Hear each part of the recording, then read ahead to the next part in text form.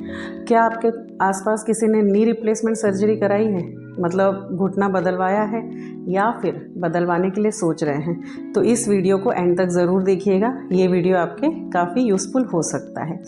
नमस्ते दोस्तों, मैं हूं डॉक्टर श्रृंखला सुल्तानपुरे, मैं एक फिजियोथेरेपिस्ट हूं। आज की इस वीडियो में बात करूंगी कि नी रिप्लेसमेंट यानी घुटना प्रत्यारोपण की जो घुटने बदलने वाली जो सर्जरी होती है, उसके बाद फिजियोथेरेपी क्यों ज़रूरी है और हमें क्यों कराना चाहिए। क्योंकि काफ़ी सारे लोग बोलते हैं कि नहीं, हमारी सर्जरी सक्सेसफुल नहीं हुई, या सर्जरी के बाद हमें और कॉम्प्लिकेशंस बढ़ गई हैं, या फिर हम प्रॉपर नहीं चल पा रहे हैं। तो आज मैं बताऊंगी कि ऐसा क्यों होता है। ठीक है, तो सबसे पहले हम बात करते हैं कि ये सर्जरी कब और क्यों कराई जाती है। नी रिप्लेसमेंट सर्जरी यानी घुटना प्रत्यारोपण की जो सर्जरी होती है वो हम अर्थराइटिस की कंडीशन में कराते हैं। जब आपको पेन और स्वेलिंग बहुत बढ़ जाती है, आपको ग्रेड 4 अर्थराइटिस डेवलप हो जाता है।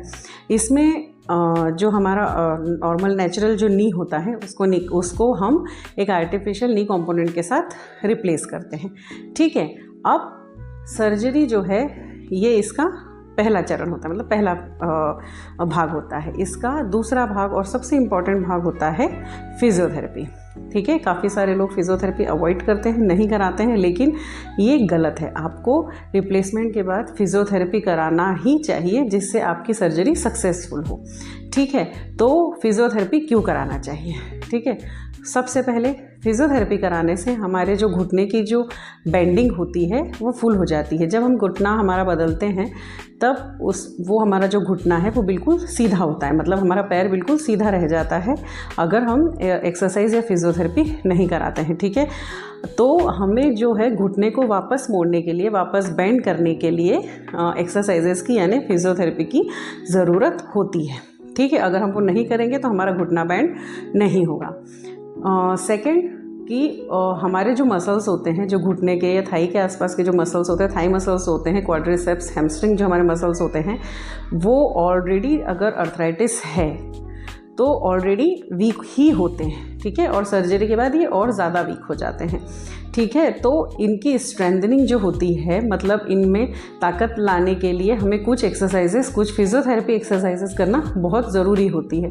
ठीक है, जिससे उनमें वापस ताकत वापस आ जाए, उनमें ताकत बनी रहे, ताकि हमारे घुटने पे ज़्यादा लोड ना आए और हमारा घुटना प्रॉपरली काम करना शुरू कर दें। ठीक है, तीसरा हमारी जो मोबिलिटी होती है, मतलब कि हमारा चलना फिरना है ना।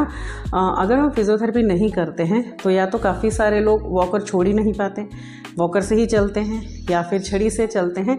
अगर वो अपने आप चलने की कोशिश करते हैं तो वो इम्बैलेंस होते हैं या फिर बहुत लचक के साथ चलते हैं, क्योंकि उन्हें प्रॉपर गाइडेंस, प्रॉपर फिजियोथेरेपी नहीं मिली होती है। तो इसके लिए हमें प्रॉपर फिजियोथेरेपिस्ट की ज़रूरत होती है, ताकि वो प्रॉपर एक्सरसाइजेस, प्रॉपर फिजियोथेरेपी करवाए और आपको नॉर्मल कैसे वॉक किया जाता है, कैसे सीढ़ी चढ़ी जाती है, उतरी जाती है, उस सब के बारे में प्रॉपर गाइड करें, जिससे आप नॉर्मल वॉक स्टार्ट कर सकें। ठीक है, चौथा है आपको कॉम्प्लिकेशन से बचने के लिए, मतलब उसके बाद अगर हम फिजियोथेरेपी सर्जरी के बाद नहीं कराते तो काफ़ी सारे कॉम्प्लिकेशंस हो सकती है, जैसे स्टिफनेस हो सकती है, जकड़न हो सकती है। ठीक है, आपका घुटना जकड़ सकता है, आपके मसल्स वीक होते हैं, वो और ज़्यादा वीक हो सकते हैं, आपको क्लॉटिंग की प्रॉब्लम आ सकती है। ठीक है, या आपको इम्बैलेंस की प्रॉब्लम आ जाती है, कई बार इम्बैलेंस की प्रॉब्लम आती है। ठीक है, तो इन सारी कॉम्प्लिकेशन से बचने के लिए आपको फिजियोथेरेपी बहुत ज़रूरी होती है। इसके अलावा हमारा पेन और स्टिफनेस यानी दर्द, जकड़न और सूजन, जो सर्जरी के बाद जो दर्द होता है, सूजन होती है, जो जकड़न होती है, उसे कम करने के लिए भी फिजियोथेरेपी बहुत ज़रूरत होती है। कुछ फिजियोथेरेपी टेक्निक से हम दर्द और सूजन को कम कर सकते हैं। ठीक है, तो अगर आपकी सर्जरी हुई है या प्लान कर रहे हैं या फिर आपके परिचित कोई प्लान कर रहे हैं, तो सर्जरी के बाद फिजियोथेरेपी मस्ट होती है। फिजियोथेरेपी कोई ऑप्शनल नहीं होती है कि ठीक है देखेंगे करवाएंगे, ऐसा नहीं होता है।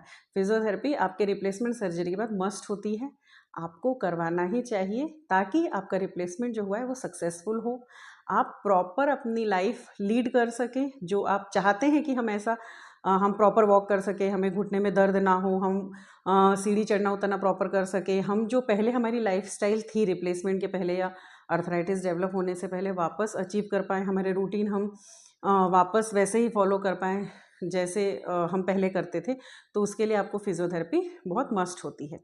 अब सवाल ये होता है कि फिज़ियोथेरेपी कब से स्टार्ट करनी चाहिए? काफ़ी सारे पेशेंट ये पूछते हैं कि फिज़ियोथेरेपी कब से स्टार्ट करनी चाहिए? तो फिज़ियोथेरेपी जब पेशेंट हॉस्पिटलाइज़ होते हैं, सर्जरी के दूसरे दिन से ही फिज़ियोथेरेपी स्टार्ट कर दी जाती है, ठीक है? उसमें आपको एक बेसिक मूवमेंट, बेसिक एक्सरसाइजेस सिखाई जाती हैं, लेकिन जब आप डिस्चार्ज होकर घर आते हैं तो आप प्रॉपर फिज़ियोथेरेपी करवाइए। उसके बाद आपको काफ़ी सारी एक्सरसाइजेस उसमें ऐड की जाती हैं, है ना?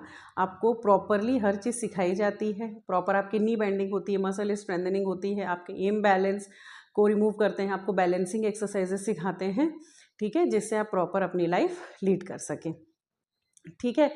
तो अब अगर कोई ऐसे बोलता है या किसी को ये प्रॉब्लम्स आती हैं कि हमारी सर्जरी सक्सेसफुल नहीं हुई है या हम घुटना बदलने से डर रहे हैं, पता नहीं हम चल पाएंगे या नहीं चल पाएंगे, तो ऐसा नहीं होता है।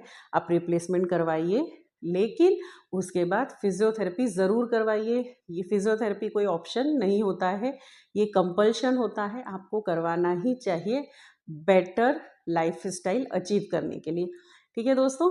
तो अगर आपको मेरा वीडियो अच्छा लगा हो तो लाइक और शेयर ज़रूर करें और मेरे चैनल को सब्सक्राइब करें। अगर किसी भी फिज़ियोथेरेपी रिलेटेड कोई भी आपके क्वेश्चंस हो तो मुझे कमेंट करिए, मैं उसका जवाब ज़रूर दूँगी। ठीक है फ्रेंड्स, मिलते हैं नेक्स्ट वीडियो में।